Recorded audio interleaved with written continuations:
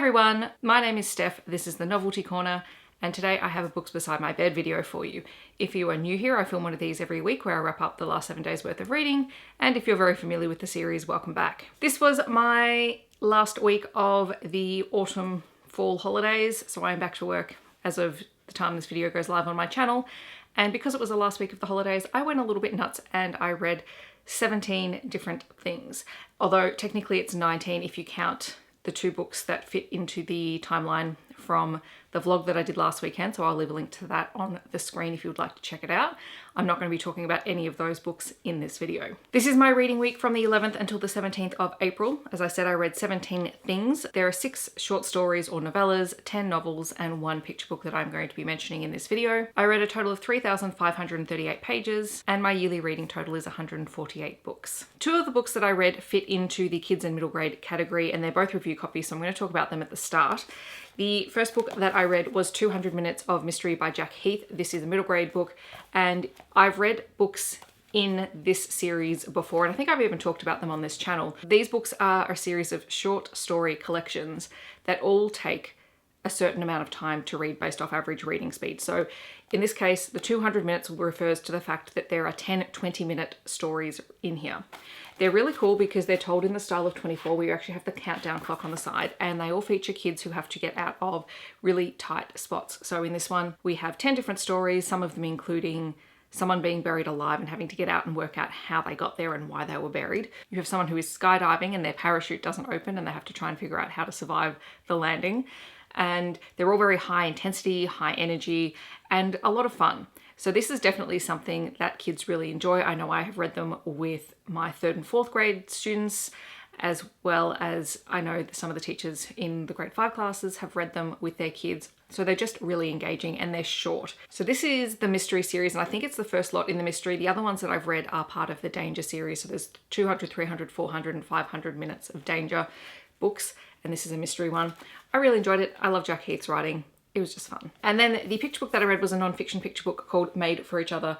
This is illustrated by Georgina Taylor and written by Joanna McKinney. This is a non-fiction book that is all about how different organisms can work together in a symbiotic relationship, and it is just beautifully illustrated. There are 4 sections in this book: into the forest, under the canopy, across the plains, and beneath the waves. You have a double-page spread for each symbiotic relationship that shows the 2 organisms involved, as well as a 1-page description of how their relationship works and why it's so beneficial. So this is a really fun book, and I know that all those kids who really love non-fiction would get a real kick out of this, especially those who are really interested in animals and plants and the living world.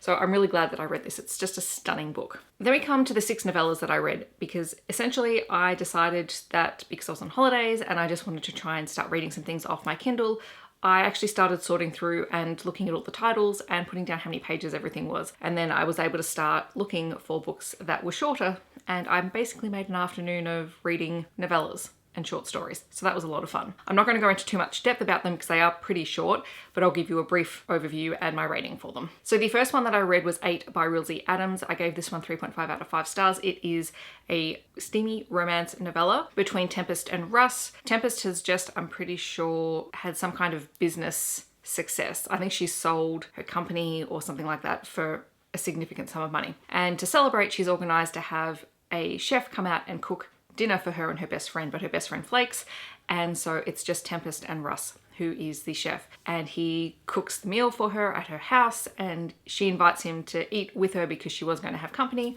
and then things go from there. And it was very short, very steamy, and just enjoyable. Also by Rilsey Adams, I read Love in the Time of Corona, which is technically the first quarantine romance story that I've read because I just avoided them last year. I also gave this one 3.5 out of 5 stars. It is a second chance romance story between Alyssa and Kingsley, who are in the process of going through a divorce, but they're still living in the same apartment together because neither of them is willing to move out. And then they get a phone call saying that they've both been exposed to the virus and they have to quarantine. So they're stuck together for 14 days in their apartment. There's a lot of animosity between them, and then they have to figure out why there is that animosity and can they overcome it. So very short, very steamy, and a lot of fun. I also read Concourse D with Love by Cassandra B. This is a short, steamy romance set, well, that starts out in an airport. Kaylani is about to travel overseas to give a presentation for her work that will hopefully lead to her being promoted because of all the hard work that she has been doing. But then she misses her flight, and so she is stuck and she has to hand off the work to someone else to present and knows that she won't get any of the credit for it. And so while she's drowning her sorrows in the airport lounge, she is approached by Israel, who comes up and basically starts flirting with her because he finds her attractive, and the two have this 48 hours while they're waiting for their next lot of flights to spend together. And it's very steamy and very fun, and then they find out that there is a connection that they have that they didn't realize about before. I ended up giving that one 4 out of 5 stars. That one was a little bit longer than the previous two. I also read The Seduction of Molly O'Flaherty by Sierra Simone. This is a prequel novella to a trilogy, maybe? I can't remember the name of the series though. And this one is about Molly and Silas, and it is a historical erotic novella. Molly has just suffered under the attentions of a man that she doesn't like, and Silas is someone that she has had a crush on and considers one of her best friends, and so they have a moment at the start of this book, and I believe it sets up their relationship for the series. I also read Kate's Crew by Jane Ryland, which I gave 3 out of 5 stars. This is sort of like a contemporary reverse harem novella, I think. Anyway, Kate is fixing up her house, and in the house next door there is a crew of construction guys who are fixing up the house next door to her. Kate has a crush on Mike and they have a moment, but then they end up drawing the other guys in, and it's very short and very steamy. I also read The Royal Rebel by Vivian Wood, which is the prequel to her series, and again, I've forgotten the name of the series because I forgot to write it down because that was just very bad organization on my part. I ended up giving this one 3.5 out of 5 stars. It is the story of Margot, who is a reporter, and she is out on the town for the night with her best friend, and she ends up meeting 3 guys that her best friend knows from work, and her best friend works over in Denmark. And so they have this night out, and Margot gets along really well with this guy called Stellan. They go out again another time, and then they end up sleeping together, and then they find out that they both have secrets, and it does not end well. To be fair, Stellan brought it on himself because his secret is the biggest secrets. You know, it's a royalty romance. So that's it for my novellas. So that was just a delightfully fun afternoon reading, just totally random things off my Kindle. I also reread Shield of Winter by Nalini Singh. This is book 13 in the Side Changeling series. I will have a separate video for this. I have thoughts. Good thoughts. I ended up giving this one 4.5 out of 5 stars on reread, which was a bump up by about 0.5 of a star, I think. And it is the story between 2 arrows. So you have Vasek, who is the natural born teleporter, and his relationship with an empath called Ivy Jane. And this is the first of 2 arrow relationships, and I really enjoy these ones, but I will talk more about that in a separate video, but this is coming very soon. Then I went down a bit of a Jessica Gadziala rabbit hole because, thank you, Heather. In last weekend's reading vlog, I read The Fixer by Jessica Gadziala, which is the first book in the Professional series. And I really enjoyed it. So much so that I then spent the next 3 days reading 7 more books from that series. Well, 6 books from the series plus a spin-off book. The Professional series follow a group of fixers, so people who are ex-military or who have specific skill sets to help fix situations. So they get paid a lot of money to make things disappear, make people disappear, to be kept safe. And so each of these stories follows a different member of that team. This week I read The Ghost, which I gave 4 out of 5 stars. And this is Gunnar and Sloane's story. And Gunnar is known as the Ghost because he can make people disappear, or he can find people who have disappeared, and Sloane needs to disappear from her current life. Then I read The Messenger, which is my favorite of the series. I gave it 5 out of 5 stars. And this one is Kyle's and Jules's romance. And Kyle's and Jules actually both work for the company. Kai is the messenger, as in don't shoot the messenger. He's the one who often has to deliver messages to potentially scary people.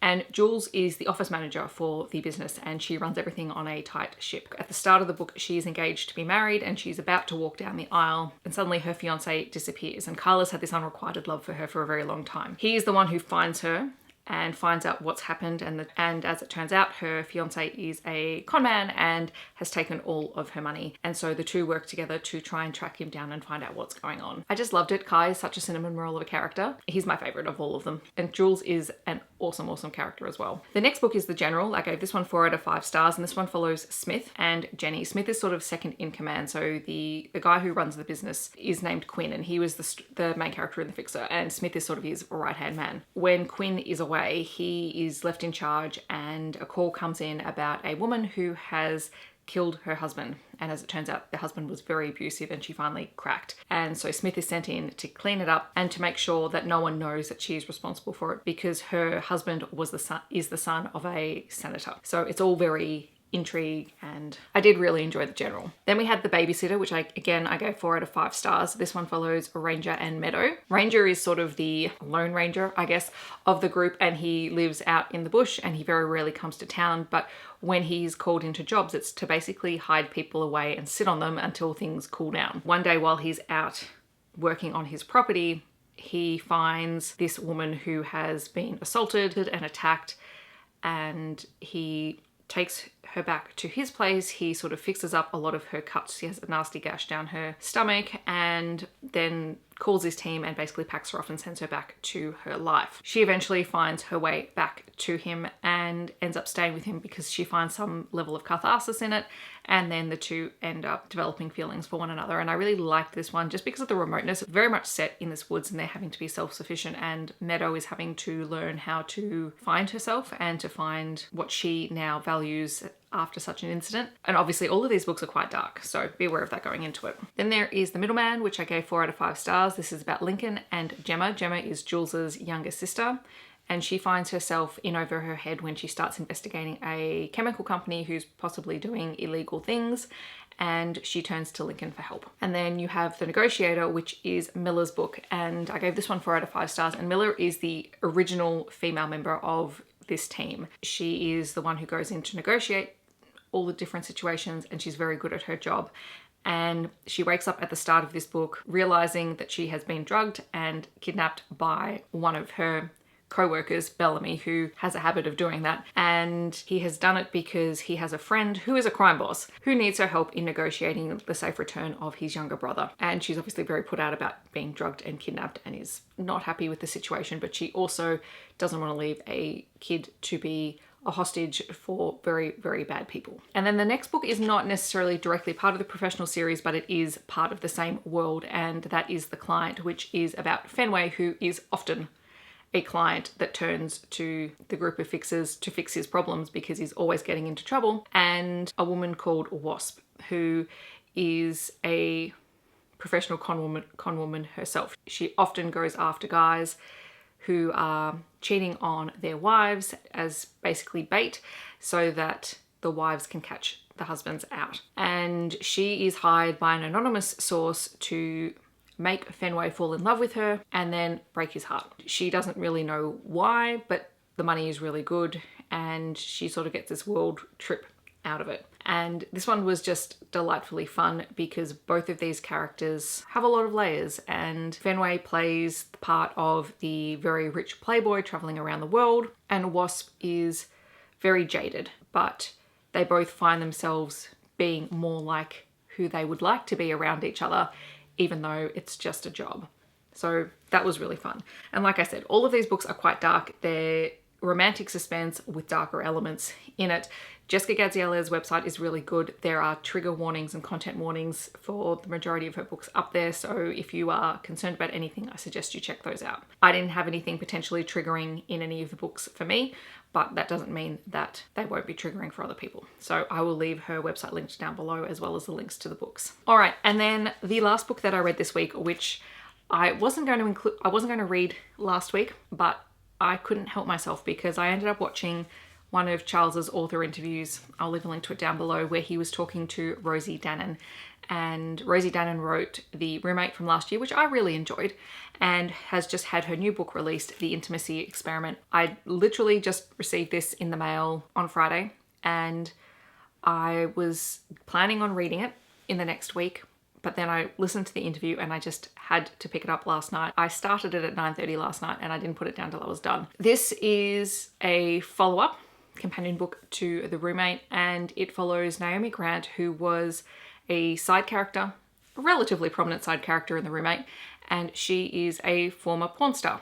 And she got out of that in order to start up a sex education business and website with the main characters from the first book. She is not ashamed of her past. She's a very positive, very fierce female character, and at the start of this book, she's trying to find ways to branch out into sex education spaces outside of her website because she has a degree. She is eager to work with people and to help people build a healthy relationship with sex and with their partners.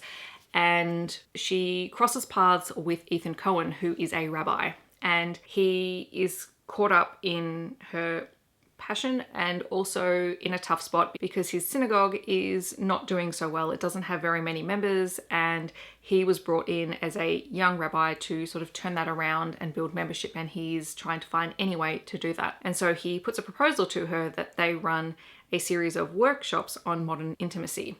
And at first she's not sure about it and she sort of declines, and then she sees an opportunity to, one, be able to present to a group of people, but also to spend more time with Ethan, who she can't stop thinking about. And the two have this mutual attraction to one another, and it is so slow burn and beautiful and just gorgeous. And the way that faith and intimacy and sex is woven into this story is just amazing. Ethan is a cinnamon roll of a character. I adored him. I loved Naomi. She's just fierce and in a lot of ways uncompromising, but awesome for it. And I adored this. I ended up giving this one 6 stars, so we know I've stolen that idea of having 6 stars for all-time favorites. Maybe part of this is situational in the fact that when I read it, I couldn't put it down. But I adored this book, and I honestly just want to start rereading it again because I know there's things that I missed the first time through. So those are the books that I have read this week. In the comments below, let me know if you have read any of these books or if you're planning on reading them in the future. Otherwise, feel free to talk to me about what you have been reading. If you want to let me know that you were here but you don't want to leave a comment, feel free to leave a yellow heart emoji down in the comments. I have all the links for everything you need down below. If you like this video, don't forget to like and subscribe. I hope that wherever you are in the world, you are staying safe and healthy, and I will see you in my next video. Thanks so much for watching. Bye everyone.